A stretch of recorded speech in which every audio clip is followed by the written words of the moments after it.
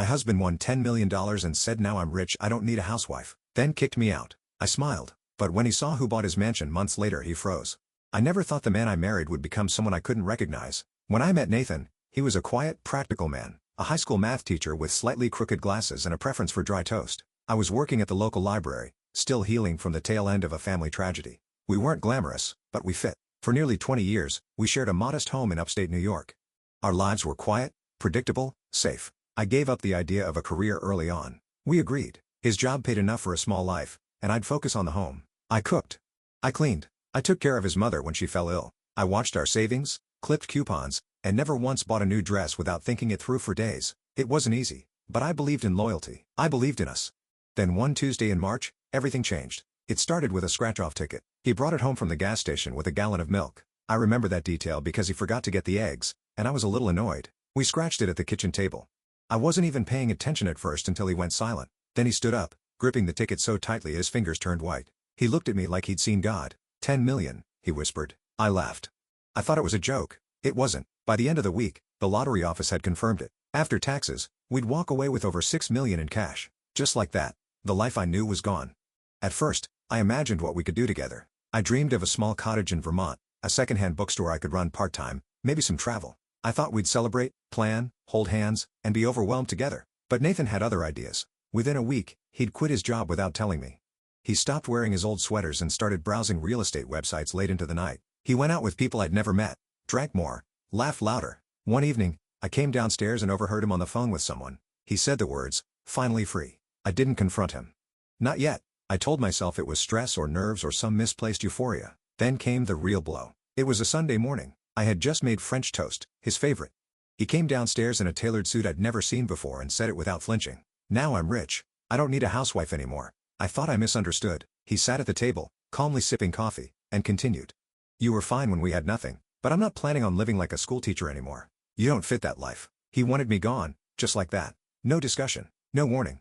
Not even tears. I didn't cry. Not in front of him. He gave me 30 days to leave. The days that followed were some of the strangest of my life.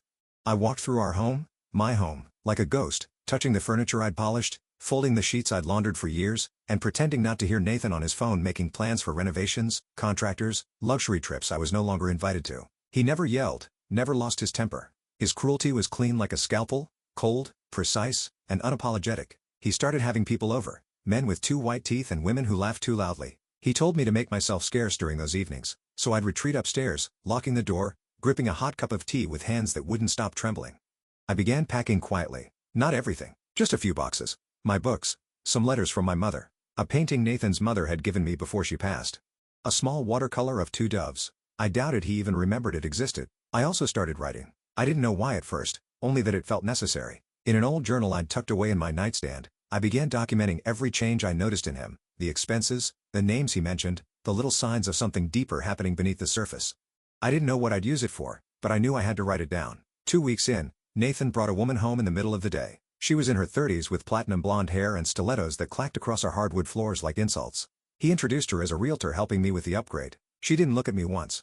That night, he told me he was selling the house. I asked softly where I was supposed to go. He didn't answer, just sipped his wine and shrugged. You'll figure it out, he said. I went to bed early that night, heart thudding like a war drum in my chest.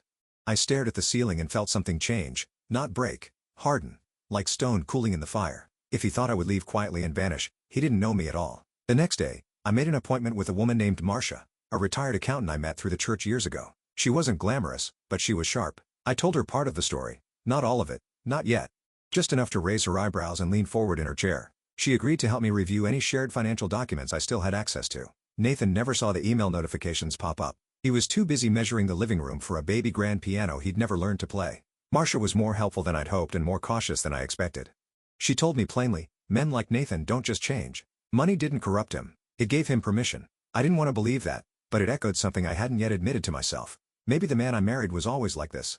Maybe I just never mattered enough for him to show it. Together, we combed through bank statements, credit card accounts, old tax filings. She showed me how to request a credit report in my name and his and what to look for. Some accounts were still joint, though he'd started to open new ones in his name alone. That wasn't illegal, but it told me something important. He wasn't hiding his exit. He was expecting me not to notice. Marcia advised me to move fast, but stay quiet. Don't let him know you're watching. That's when men like him start getting sloppy and dangerous. I nodded. I was scared, but I wasn't frozen anymore. Back at home, Nathan had become a stranger in his own house. He started sleeping in the guest bedroom. Not that I asked him to. He said he needed space to think. I stopped cooking for him. He didn't notice or didn't care. One morning, I walked into the kitchen and found a woman in one of my old robes, one I hadn't worn in years, but kept neatly folded in a linen drawer. She was pouring herself coffee, perfectly comfortable. I stared at her, my throat tightening. "Oh, hey," she said, brushing her dyed auburn hair behind her ears. "You must be the ex-wife." I didn't answer. Later that day, Nathan cornered me in the hallway. "Don't make this harder than it has to be," he said flatly. "I'm giving you more than enough time. We both know you'll land on your feet. You always do." That's when I realized something. He wasn't cruel because he hated me. He was cruel because he no longer saw me as a person. I was just a problem to remove, a smudge on his new life. I started preparing to leave, but on my terms, I visited our storage unit and took out a locked metal box I hadn't touched in over a decade. Inside were documents, certificates, and copies of receipts from a small business I once tried to start before Nathan discouraged me. I kept the papers anyway. They felt heavier now. More important. I called Marcia and told her I might want to revisit something from my past, something I had buried too soon. "You thinking of making a move?" she asked. "I think I already did," I replied. That night, I watched Nathan from across the house. He was lounging on the couch with that same woman in my robe. They were laughing at something on the television. He looked smug, comfortable. I didn't feel angry. I felt ready. The business had been a modest idea, born years ago out of long evenings and hopeful scribbles in a notebook, custom handmade stationery, and journals. I called it Kindred Pages. I ran it for a few months before Nathan said the money wasn't worth the stress and convinced me to shut it down. At the time, I believed him. He made it sound like he was protecting me. Now I realized he was just making sure I stayed small, but I had kept everything. Vendor contacts, templates, a list of early customers, even a folder of design ideas I'd never had the confidence to share. Marcia and I started to rebuild it piece by piece. She introduced me to a friend of hers, Sonia, a former print shop manager who had recently started freelancing. Sonia offered to help me get new samples made. No one knew. Not Nathan. Not anyone from our old life. I worked quietly, methodically at Marcia's kitchen table and in the basement of the local community center. Meanwhile, Nathan was spiraling upward, if that's even the right word for it. He bought a new car he didn't know how to drive properly, wrecked it, and laughed it off. He invested in something called crypto art because a man at a cigar bar told him it was the next big thing. I overheard him bragging to a neighbor about buying a waterfront property in Florida he'd never even seen in person. He made everything sound like a victory, but all I saw was desperation wearing a gold chain. Then the listing went up. Our house. I saw the photos before he even mentioned it. He used a local agency, and they splashed images of every room online. I stared at the screen for a long time when I saw the bedroom. My old quilt still folded at the foot of the bed.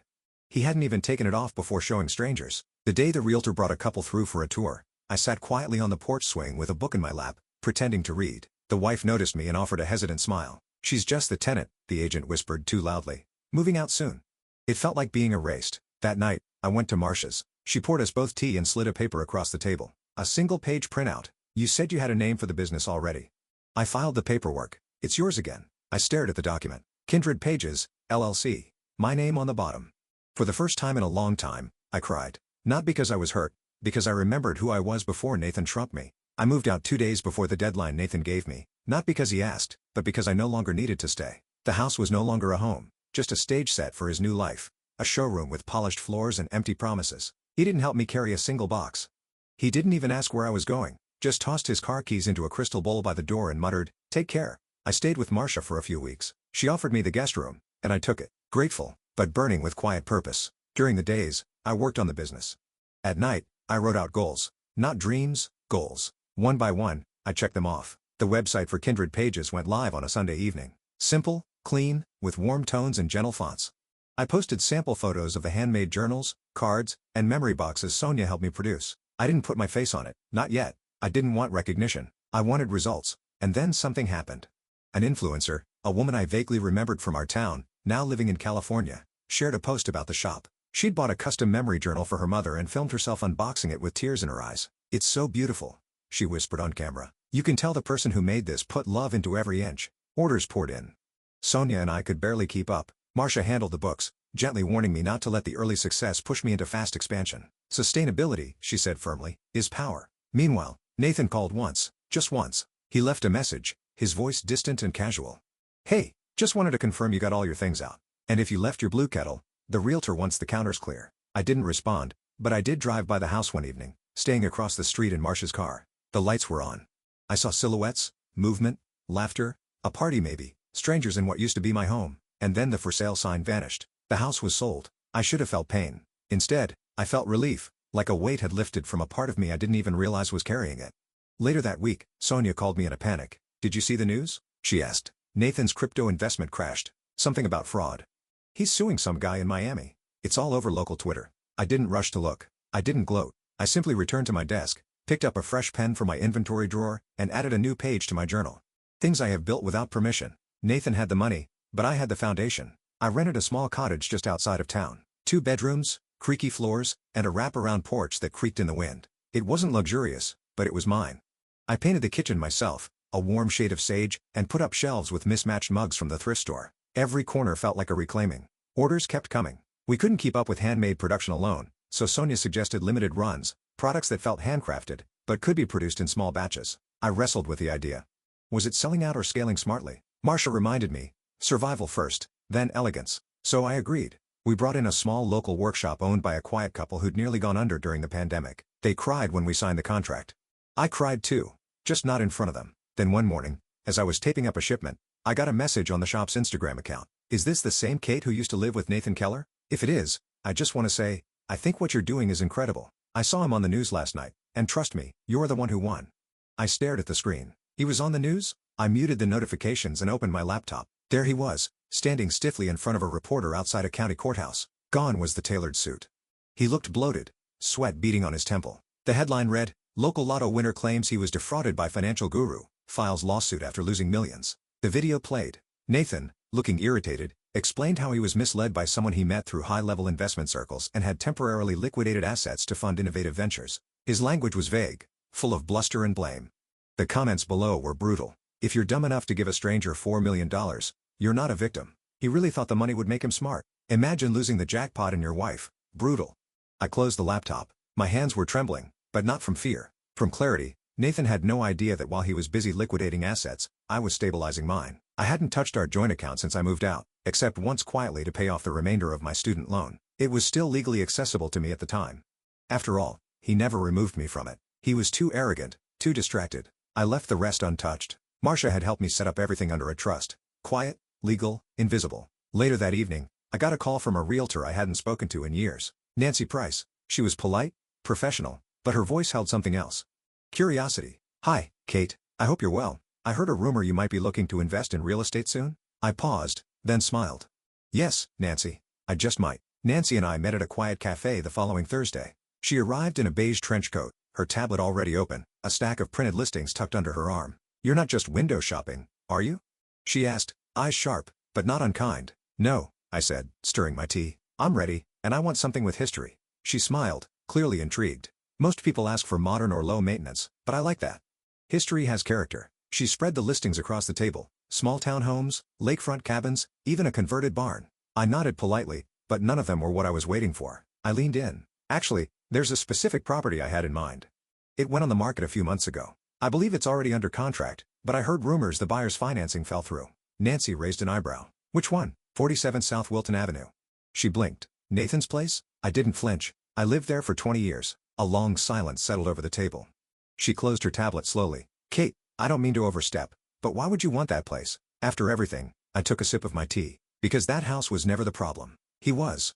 She didn't argue. She simply nodded, opened her email, and started typing. 2 days later, she called. "You were right. The buyer pulled out. The house is back on the market." Quietly, Nathan's trying to avoid headlines. "He slashed the price." "How badly?" "He's desperate, Kate. He can't cover the property taxes. Between the Florida mess, the lawsuits, and whatever he owes the IRS, he's on the edge. You could probably name your number." I drove out there on Sunday afternoon, parking 2 houses down. The lawn was overgrown. The shutters were chipping. A broken garden light dangled from its post like a loose tooth. Nathan had tried to fill the house with noise, money, parties, but without care. Even mansions rot. I stepped inside with Nancy behind me. It smelled like old cologne in disuse. The furniture was gone. What was left was echo and dust, but I didn't see loss. I saw opportunity. "I want it," I said. Nancy's widened. "You're sure?" "I'm not buying a memory. I'm buying a stage, and I know exactly what to do with it." By Tuesday, my offer was in. By Friday, it was accepted. Nancy called me, her voice filled with something between shock and admiration. He didn't even counter. He just wanted out. I didn't smile. "Not yet." That came later when I stood in the center of the foyer, keys in hand, and remembered all the ways he had dismissed me. I whispered to the empty house. "This time, it belongs to someone who won't throw it away." The day I moved back into the house, I wore gloves, not for warmth, but for grip. Dust clung to every surface, and spiderwebs clung to corners like bitter memories. But I wasn't intimidated. I'd scrubbed worse. Sonia and I walked the halls together. She paused at the fireplace. Nathan once tried to install a mirrored sculpture above. "This place has bones," she said, eyes scanning the crown molding. "She just needs someone who won't smother her." "I know what she needs," I said. "She needs a purpose." That week, I sketched my plan. A creative space. A studio boutique for kindred pages. Not a storefront in a strip mall. Something different. Something that would make people feel like they stepped into a storybook. Custom journals, memory boxes, calligraphy classes, seasonal workshops in the sunroom, writing circles by the fire. Marcia helped me draw up the legal and financial maps. Sonia connected me with local artisans, most of them women, who'd been quietly trying to keep their crafts alive. We painted the walls warm honey and soft plum. We pulled up old rugs, polished the hardwood beneath. Every drawer, every corner, every chipped baseboard, I touched all of it. I wasn't reclaiming the space, I was rewriting it. And then I did something small, but bold. I hung a framed note just inside the entryway. It read, "This space was once filled with silence and absence. Now it welcomes stories, voices, and beginnings. Welcome home."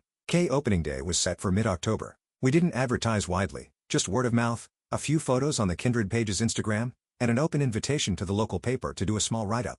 They did more than that. The reporter, a young woman named Trina, fell in love with the space. She interviewed me for an hour, asked thoughtful questions, and took photos of everything: the displays, the classes, the garden that Sonia's niece had replanted. 2 days later, the article dropped. From heartbreak to handmade, the woman who turned her ex-husband's mansion into a community jewel.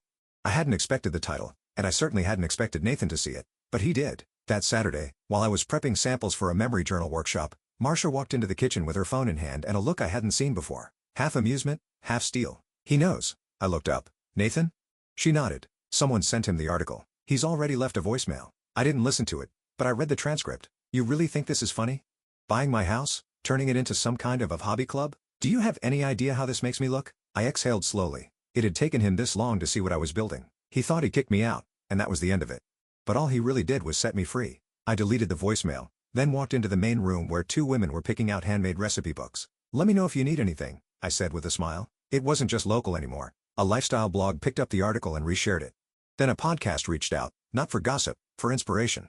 I agreed to an interview sitting in the same sunroom where Nathan once called me boring. I looked out over the garden and told the truth. I'd been quiet for too long. And silence isn't grace. It's often fear. The feedback was overwhelming. Letters, emails, women walking into the shop, not to buy, but to say thank you. A retired nurse, a single mother, a widow who whispered, "You reminded me I still have more chapters to write." One afternoon, the bell above the door chimed, and I looked up expecting Sonia or Marcia. It was Nathan, thinner, tired, wearing a jacket too heavy for the weather. He didn't look angry. He looked lost. I didn't flinch. I simply folded a linen napkin over a basket of dried lavender and said, "We're about to start a class." He stood in the middle of the room, taking it all in.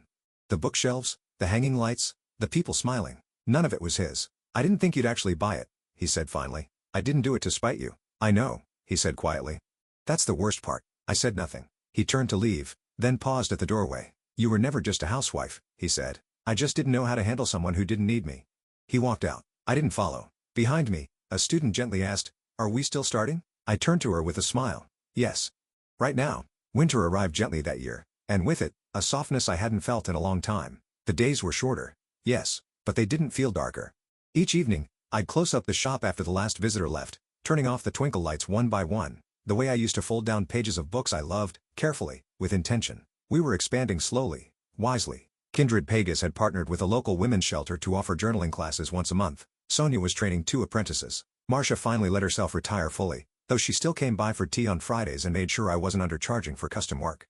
I had a rhythm now, a life. One morning, I stood in the doorway of what used to be our old master bedroom, now a reading room lined with velvet chairs and wide low shelves. A woman sat curled in the corner, her silver hair tucked into a knit hat, writing steadily into a journal she'd just bought. When she noticed me, she smiled. "I didn't think I'd write again," she said, her voice like worn lace. "But something about this place, it's like it reminds you who you were before life tried to make you forget." I sat down beside her and said, "That's exactly why I built it." I didn't talk about Nathan anymore. People brought him up less and less. Occasionally, I'd hear a new rumor. He moved in with a cousin or took a job managing a warehouse out of state, but those stories didn't sting. They felt distant, like something that happened in a dream I no longer needed to interpret. I kept the keys to the mansion on a handmade hook in the kitchen. Every time I picked them up, I remembered not what I lost, but what I refused to let go of. My voice, my name, my power. Some people say revenge is sweet, but I found something better. Peace.